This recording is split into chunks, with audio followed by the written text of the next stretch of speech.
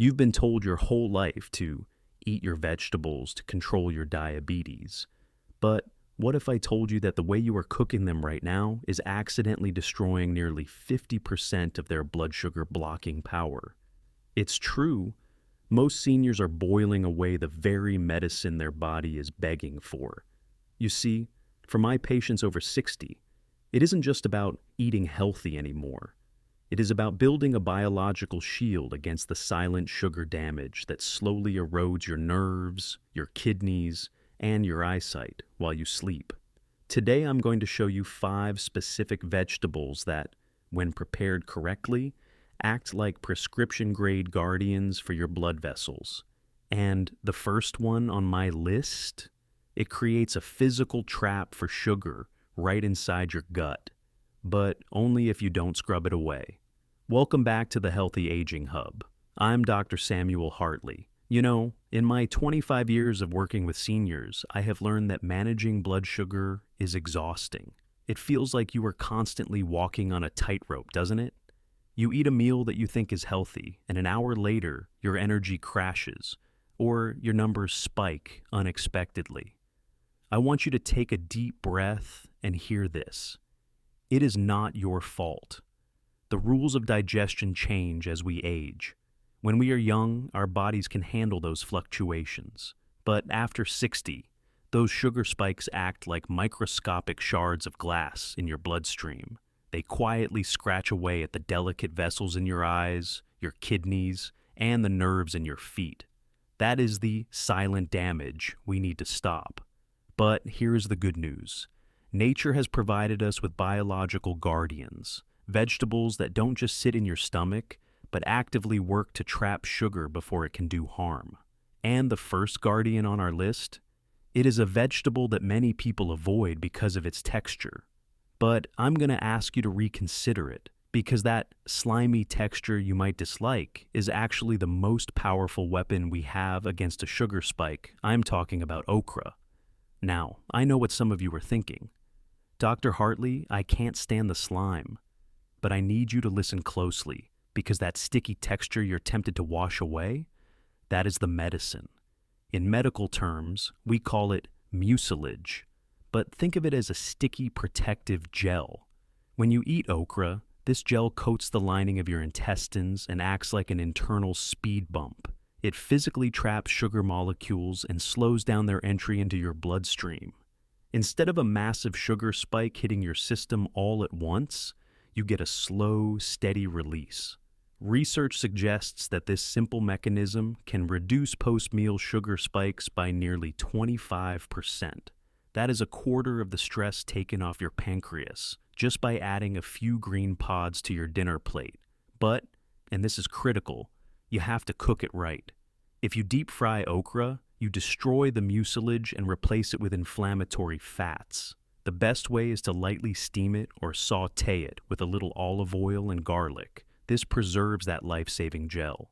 However, a word of caution for my patients taking metformin. Because this gel is so good at trapping things, it can also trap your medication if you take them at the exact same time. I always recommend spacing them out by at least 2 hours. Also, if you are prone to kidney stones, go easy on okra, as it does contain oxalates. So, okra traps the sugar. But what about the damage sugar has already done to your cells? For that, we need a different kind of tool. We need a cellular detoxifier. And that brings us to a vegetable you probably have in your fridge right now. But you might be throwing away the most potent part. This brings us to vegetable number 2, broccoli. Now, most of us grew up eating broccoli that was boiled until it was mushy and gray.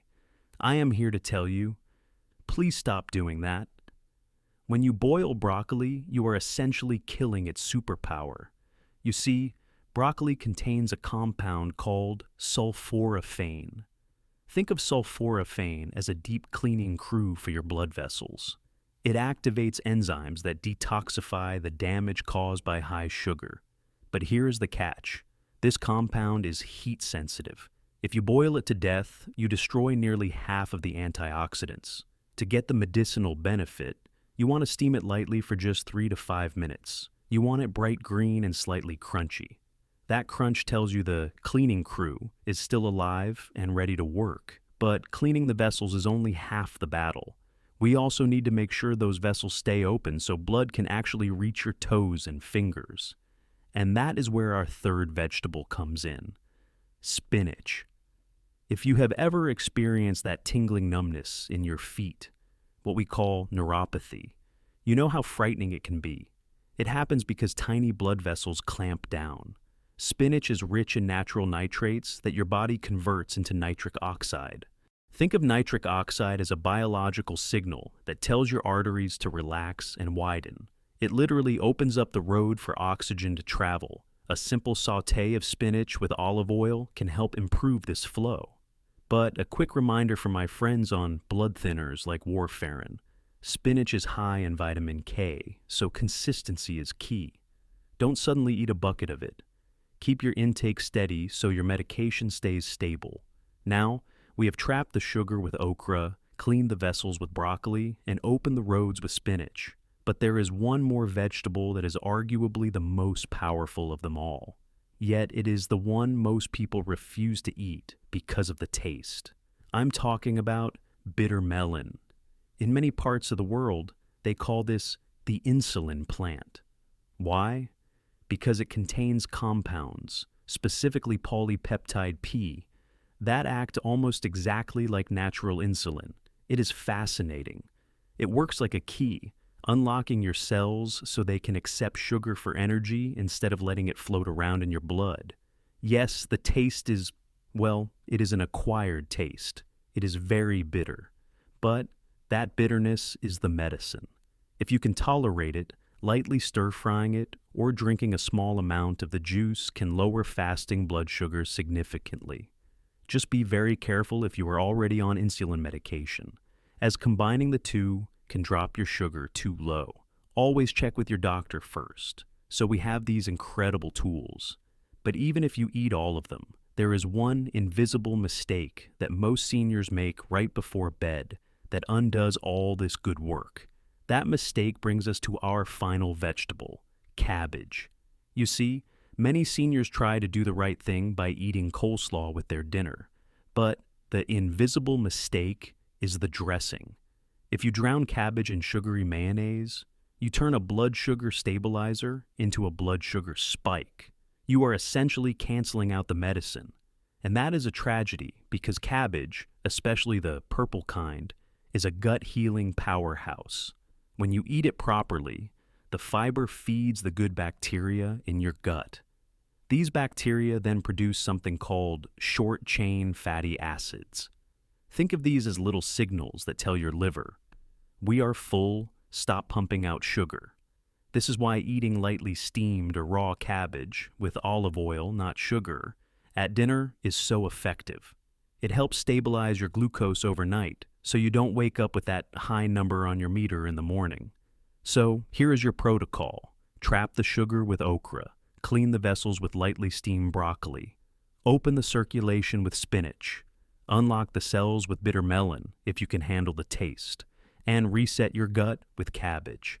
But I want to leave you with one final thought. It is easy to feel overwhelmed by diabetes, to feel like your body is fighting against you. But every time you choose one of these biological shields instead of a processed starch, you are sending a message to your body. You are saying, I am still in control. You are doing this to keep your independence, to stay strong for your grandkids, to keep walking, gardening, and living on your own terms. And that is a fight worth winning. If you found value in this, please click that subscribe button. We are building a community here that prioritizes truth over trends. I'm Dr. Samuel Hartley, and I'll see you in the next video.